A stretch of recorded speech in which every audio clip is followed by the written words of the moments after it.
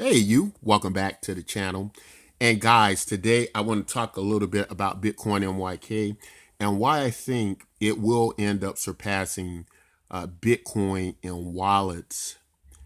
And so we're going to take a look at some of these statistics that come over from the World Bank, come from DoSomething.org, that reports that 80% of the world population lives on less than $10 a day. And so 80% of our global market is living on less than $10 a day. Oxfam estimates that it would take $60 billion annually to end extreme global poverty. That's less than one-fourth the income of the top richest billionaires. So only 60 billion annually would reduce this significantly. Um, it would end this extreme global poverty. Um, and so in the cryptocurrency space, numbers like that we've seen move around the cryptocurrency space, no problem. Um, and when we think about a global marketplace and this many people who would have a demand for getting more value or getting more distribution over to them and around the world, then what we get out of this is a great demand. Now, where I think there's a big mistake that's being made with Bitcoin and YK is that people tend to think, well, okay, you're basically giving money, giving away money to people, and because you're doing that, what that means is that it's some kind of social program or universal basic income program. And what we do have a portion of our tokens that go to supply that, but I think it's incorrect to say that we're just that, or to kind of look at us and our value as being that. And the reason I say that is because the only tokens that fund the universal basic income program are lost tokens that are excluded from the economy anyway, tokens that haven't been claimed, and they go back and circulate amongst the market value of our tokens. Now, the way we view that is that those tokens could at any time be sold at any particular um, uh, place in the market at any particular time in the market. And so we don't, I wouldn't really see that as affecting the value of Bitcoin NYK other than any other valuable token out there. But getting back to the demand, we have to really dissect why people feel they even need to use cryptocurrency in the first place. Now, in addressing a problem like this, at the same time, simultaneously conducting a cryptocurrency used as a money used to distribute value across the globe, um, I think it's important to dissect demand, understand how you get demand, right? Now, I was looking at a poll that talked about people in the United States specifically, that over 84% of them didn't feel they needed to use crypto and had no future plans to ever use cryptocurrency. Over 84% of the American population doesn't feel they need crypto and don't ever plan to use it. So that shows me that there isn't enough demand to adopt cryptocurrency as we know it, right? However, these statistics suggest to me that there is a way to mass adopt cryptocurrency. And the reason being is that in dealing with distribution in situations like this, where over 80% of our global marketplace is living on less than $10 a day, but I'm sure they have skills that are more valuable than $10 a day. In these particular situations, It's clear to me, and many statistics suggest this, a lot of research suggests this, that cryptocurrency and the blockchain is the best way to have this global distribution, right? That makes the economy better, makes tokens more valuable, and improves the state of our global economy.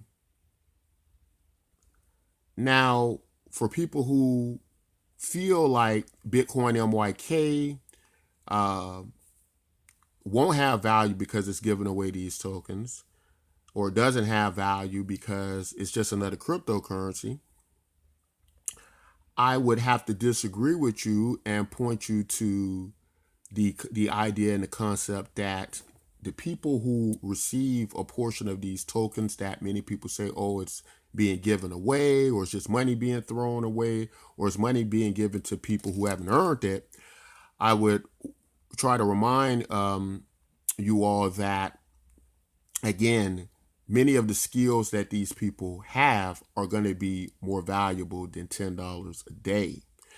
And what Btcmyk is implementing is a task workers economy, which will allow these people to be paid in Btcmyk and trade those skills from east to west. Now, what they've done is they've altered their value. They've moved their value from one place to another, right? And so now what that's doing is it's putting the value back that people are suggesting that it's being taken out of Btcmyk. So with 80% of the global marketplace in a demand this huge, I would have to move to say that Btcmyk has a great chance of gaining these people as Btcmyk holders, whereas Bitcoin does not. And the reason Bitcoin does not have that ability, because right now and in the future to come probably as well, Bitcoin itself just simply doesn't have that demand. It probably will never have that demand. And I know Bitcoin maximalists, kind of might, feel a little bit upset about this comment. But looking at the statistics and looking at demand and who seeks for that demand to be remedied, it would just logically move me to go to, it makes more sense for people to adopt the Bitcoin fork that grants universal basic income, that implements a way for them to trade their global skills on the marketplace,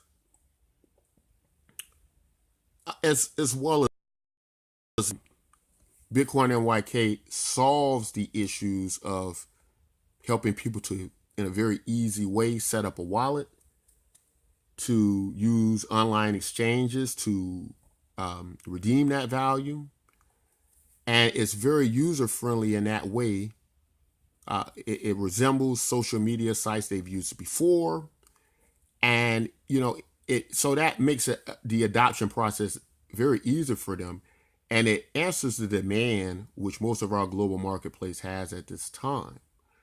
Now, what we're doing, I think, is going to be unique and a lot more different than many other tokens that maybe attempt this, or even Bitcoin itself, is that we follow the Bitcoin ledger to the T, which means this isn't about giving people money they haven't earned.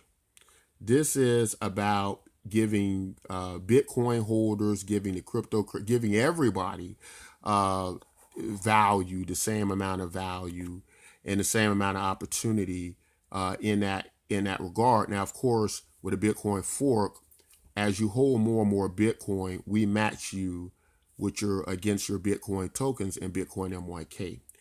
The only tokens, again, that fund the UBI program are the ones that are out of circulation, again, either done to it just being lost out of the system due to, people never claiming or never planning to claim it for whatever reason. Whatever the case may be, these tokens are out of circulation. Now, interesting enough, I also want to make this point. There is a theory going around, and who knows if it's true or not, that Bitcoin itself was meant to be this well-distributed token, and that at a certain stage, a code would fire in Bitcoin when it reaches a certain amount of distribution of these tokens, where a lot of these unused tokens that we think aren't, that are sitting in Bitcoin that aren't being used, that we think they're just big whales holding it or something like that. There's a theory that there is a code that will trigger a secret Bitcoin code. And what this code will do is it will distribute to Bitcoin holders with less Bitcoin, so that there aren't this pyramid of people controlling all of Bitcoin, that it is well distributed and kind of meets its purpose as being this way of giving money back to the people and not being controlled in this centralized fashion. Now, whether you believe that or not, who knows? If you listen to people like Craig Wright believes that Bitcoin was always meant to be not only this very capitalist type situation, but that it was never meant to be mined at home by individual people, that it was always meant to be done at these huge mining data centers, these huge conglomerates, which is very reminiscent of what you get in traditional institutions and systems, right? And so a lot of people probably don't agree with Craig Wright, who's some believe may be Satoshi or may be part of a Satoshi-like group. But whatever the case is, Btcmyk is implementing a very similar system to that in a way, which means that these unused tokens are being put back in the economy, but they are available to everyone. Just like if that theory were correct, that's how that would occur. So it's all very interesting to think about. Even if it's not true, personally, I think it's a good idea. And so that's how it works. But this is why I think Btcmyk will surpass Bitcoin in wallets. Now, this doesn't diminish the importance of Bitcoin itself. This is why we follow the Bitcoin ledger. The Bitcoin is the most secure network out there. To be completely honest with you all, I know a lot of people like many other altcoins. I myself am guilty of that. I like many other altcoins.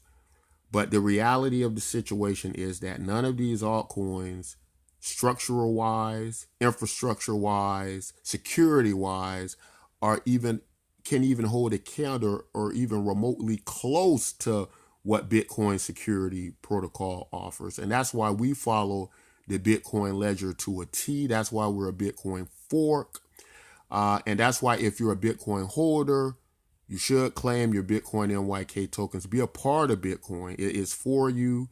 It is meant to help Bitcoin, help the entire cryptocurrency space, and help the entire world. We have a good way forward on how to do that. It is already working.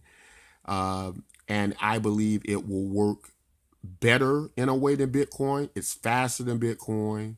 It's going to be more distributed than Bitcoin. It's going to be more wallets than Bitcoin. If there are any security problems, it's not going to matter because it's going to follow the Bitcoin ledger to the T, meaning that anybody's holding Bitcoin at any point in time, they're going to be able to claim Btcmyk tokens. As they amass more Bitcoin, they're going to be able to amass more Btcmyk tokens. So that's why Btcmyk, we believe, will surpass Bitcoin and wallets. That is for sure.